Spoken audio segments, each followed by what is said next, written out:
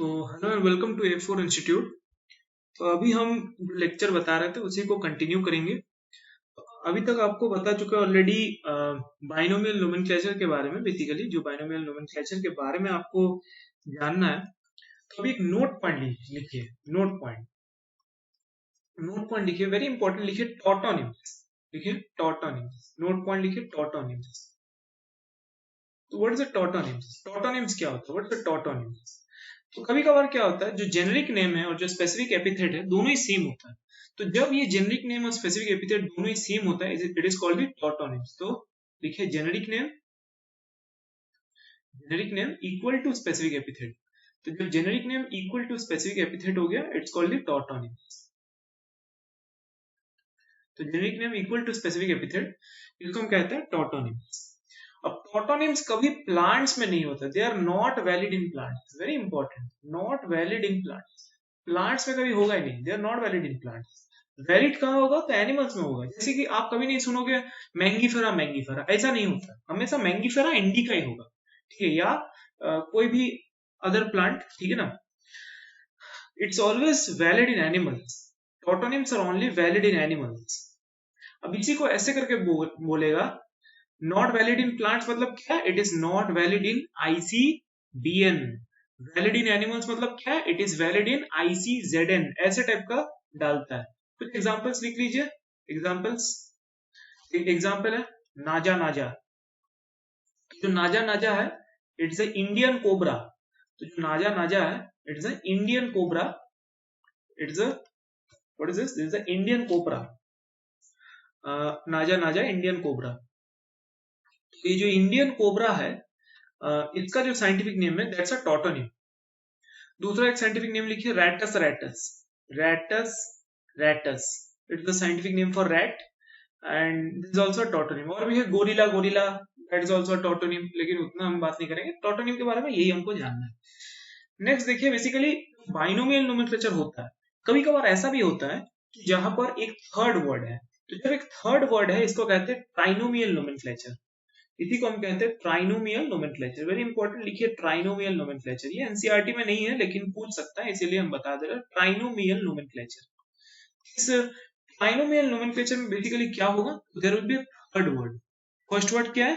Generic epithet, generic name. Second word क्या है? Specific epithet. Third word क्या है? Subspecific epithet. मतलब it is a subspecies. It's a sub species. इसी को कहते हैं, लिखिए वैरायटी। इसी को हम कहते हैं वैरायटी। सब स्पीसीज या वैरायटी। तो एक स्पीसीज का अलग अलग वैरायटी होता है, तो उस वैरायटी को हम थर्ड वर्ड से लिखते हैं। एग्जाम्पल लिखते हैं, एग्जाम्पल। तो कैबेज, कॉलीफ्लावर, खोलनॉल, ये सारे सेम स्पीसीज का पार्ट है। They are all same species. जैसे कि एग्जाम्पल लिखते हैं, Brassica, Brassica oleracea, Brassica oleracea, Brassica oleracea. Let us see this one example, Brassica oleracea. तो ये जो ब्रसिका ओलेरेशिया है, ये एक स्पीसीज है। Definitely this is a species. तो ये जो ब्रसिका ओलेरेशिया है, इट्स अ स्पीसीज, ठीक है, it's a definitely it's a species. तो ये एक स्पीसीज हुआ।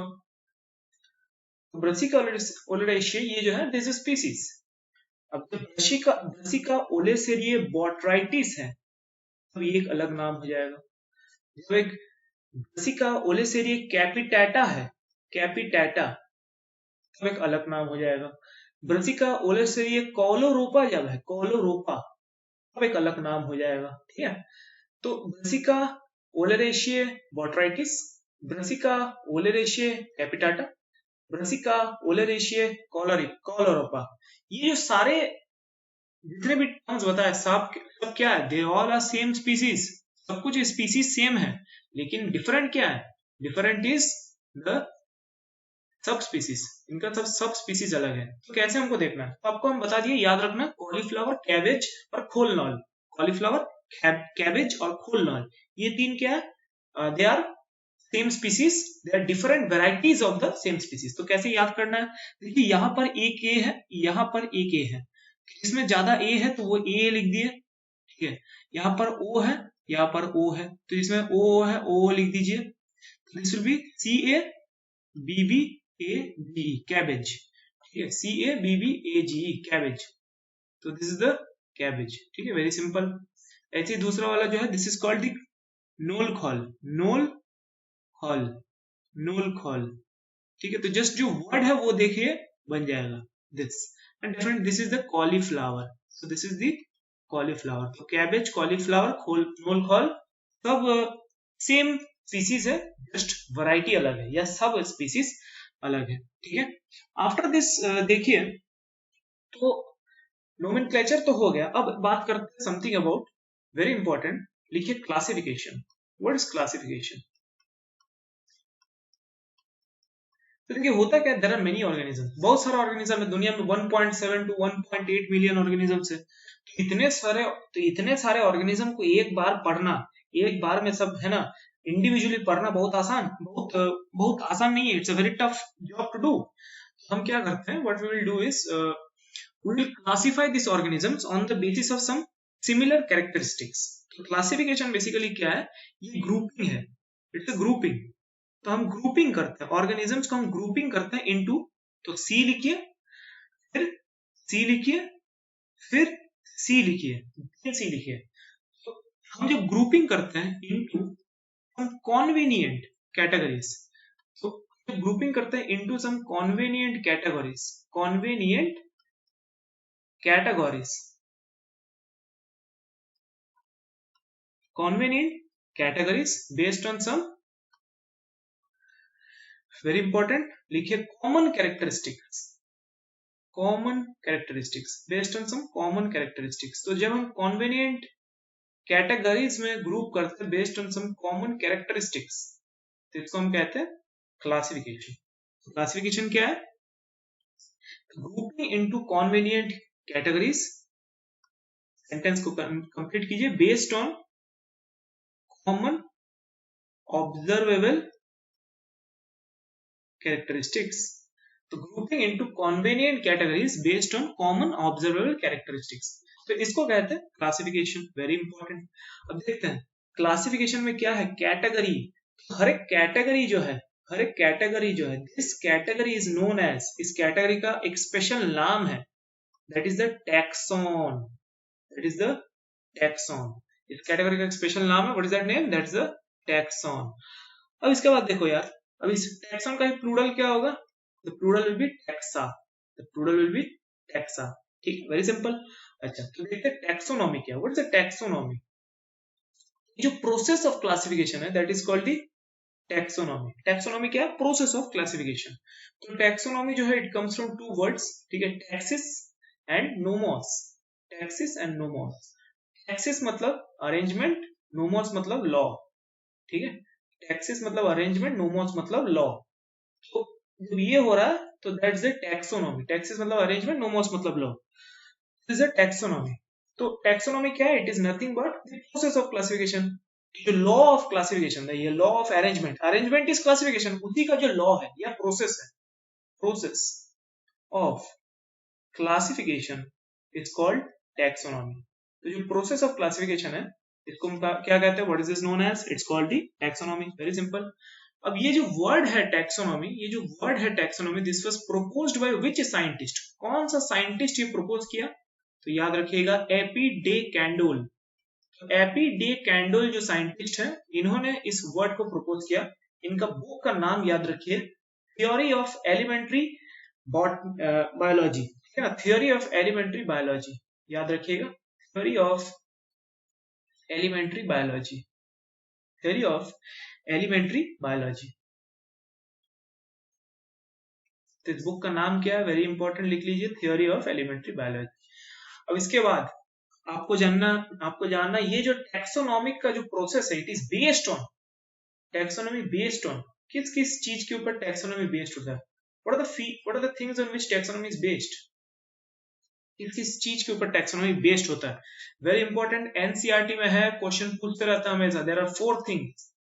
फर्स्ट हम क्या देखेंगे, हम देखेंगे बाहर क्या है, ऑर्गेनिज्म का बाहर क्या है, अंदर क्या है, तो that's called external and internal structure, external and internal structure.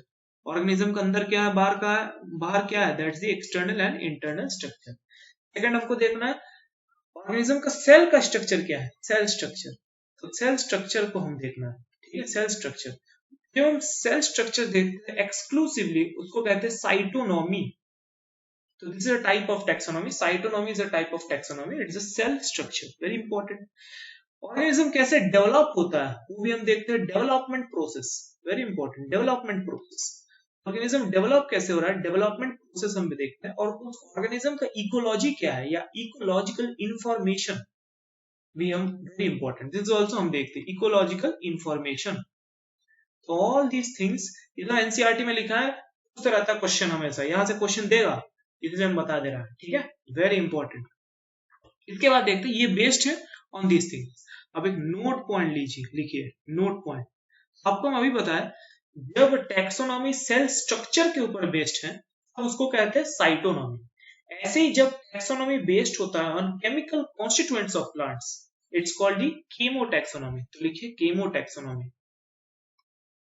What's the केमोटैक्सोनॉमी, लिखिए केमोटैक्सोनॉमी. तो केमोटैक्सोनॉमी क्या है?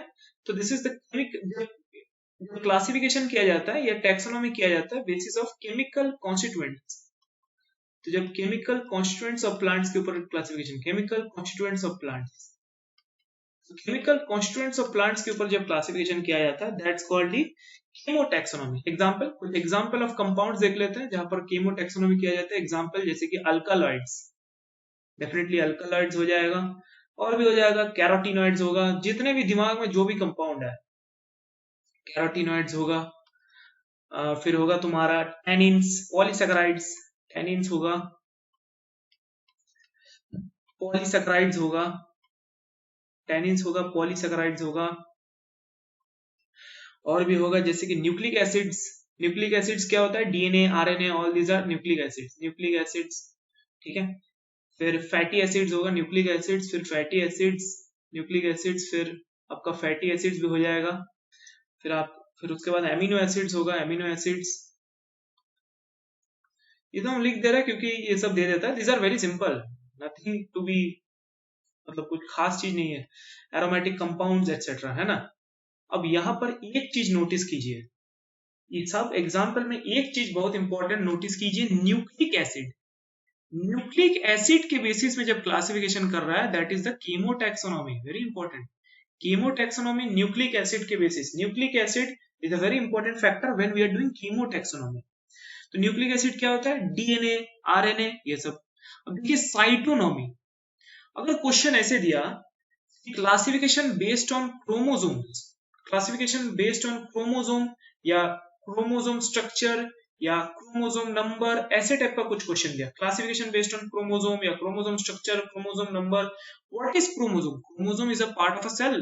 Chromosome is a part of a cell. It's a part of the cell structure. Chromosome के बेसिस में जब क्लासिफिकेशन कर रहा है तो हम क्या कहेंगे? What is that? That's the cytonomy. But जब हम डीएनए बोल दिया, सपोज बोल दिया classification on the basis of DNA या आरएनए, एनीथिंग, तो all of these are nucleic acids. तो classification on the basis of DNA, RNA और nucleic acids, what is that? That is the chemotaxonomy. तो यहाँ confuse मत होना. Chromosome, chromosome structure, number, ये सब होगा साइटोनॉमी. अगर न्यूक्लिक एसिड, डीएनए, आरएनए या ऐसे कुछ दे दिया, single stranded DNA, single stranded RNA, double stranded DNA, कुछ भी दे दिया, ऑलवेज केमोटैक्सोनॉमी. वेरी इंपॉर्टेंट, ठीक है. अब इसके बाद taxonomy consists of, taxonomy consists of, what are the processes in taxonomy? What are the processes? Consists of, very important. जिस sequence में बता रहे हैं उसी सीक्वेंस में आपको याद करना है. Very important. Number 1, number 2, number 3, number 4 याद रखिए. सिंपल जुगाड़, CICN याद रखिए. CICN, ठीक है, सिंपल CICN. फर्स्ट हमको क्या देखना है? ऑर्गेनिज्म का कैरेक्टर्स देखना है. What is that known as? Characterization. What is that known as? Characterization. Number 2, हमको ऑर्गेनिज्म को आइडेंटिफाई करना है, डिस्क्राइब करना है उस कैरेक्टर्स को, आइडेंटिफिकेशन. नंबर 3, उस ऑर्गेनिज्म को हम डिफरेंट ग्रुप्स में डालेंगे, कॉन्वेनिएंट ग्रुप्स में डालेंगे, कैटेगरीज में डालेंगे on the basis of some similar observable characteristics. That's called classification. The fourth step is nomenclature. Very important. Name करेंगे ऑर्गेनिज्म को, नेम देंगे ऑर्गेनिज्म को, that's called the nomenclature. Very important, ठीक है. अब इसके बाद देखते हैं एक नोट पॉइंट देख लेते हैं. ये वीडियो थोड़ा लंबा होने वाला है, ठीक है, प्लीज बियर विथ मी. एक नोट पॉइंट देखते हैं. अब एक नोट पॉइंट, जो अर्लीस्ट क्लासिफिकेशन होता है, अर्लीस्ट क्लासिफिकेशन, ये हम बाद में बताएंगे, फिर से एक नोट पॉइंट बता दे रहे हैं क्योंकि ऐसे टाइप यहाँ से क्वेश्चन पूछेगा।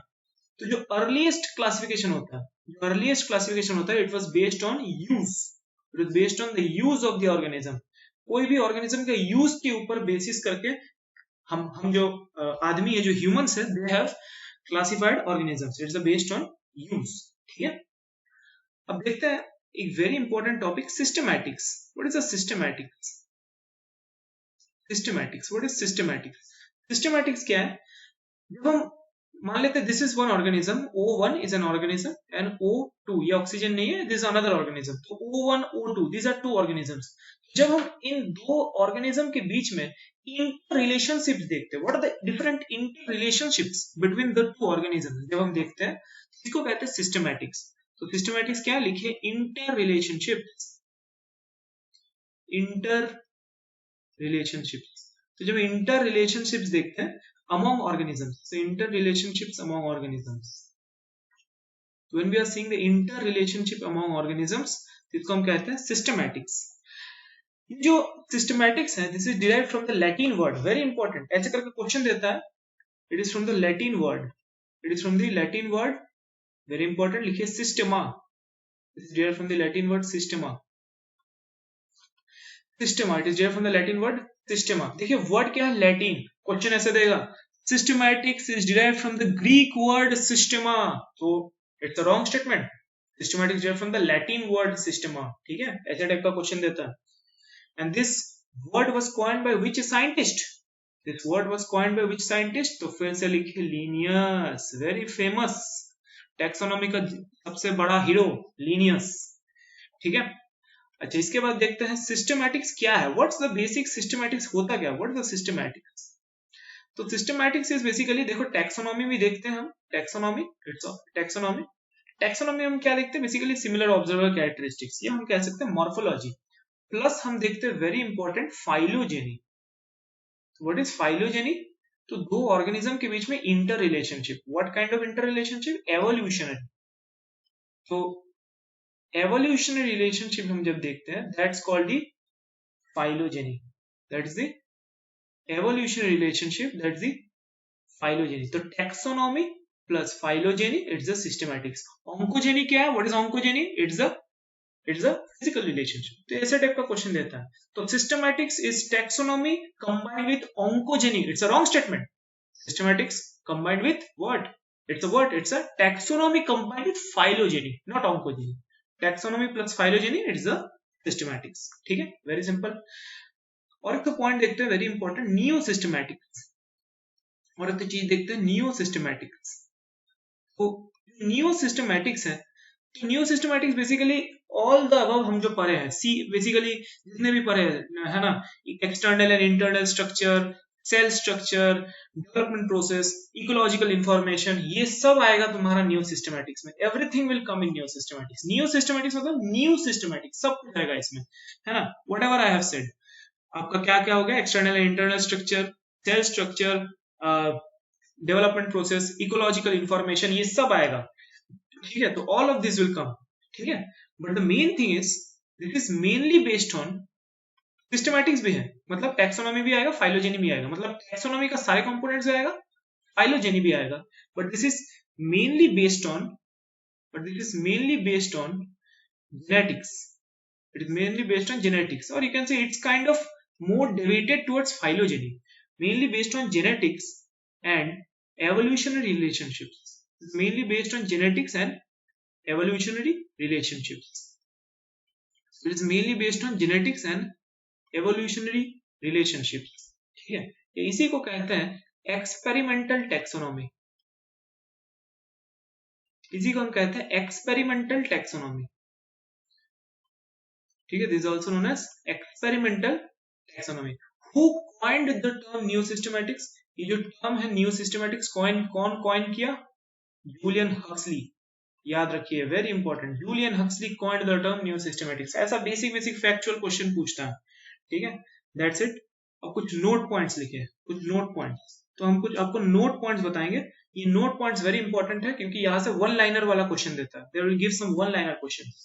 First, practical significance of taxonomy. What is the practical significance of taxonomy? What is the practical significance of taxonomy? तो ऐसे वन लाइनर ऐसे पूछना, वो ऐसे वन लाइनर देगा. प्रैक्टिकल सिग्निफिकेंस ऑफ टैक्सोनॉमी क्या है? What is the practical significance of taxonomy?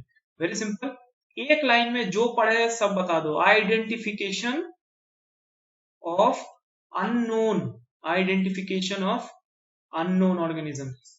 तो जब आइडेंटिफिकेशन ऑफ अननोन ऑर्गेनिजम्स हो रहा है, that's the taxonomy, that's the practical significance of taxonomy. Number 2, maximum diversity कहां मिलता है? Where will we find the maximum diversity? हम लोग सबसे ज्यादा डाइवर्सिटी कहां मिलेगा?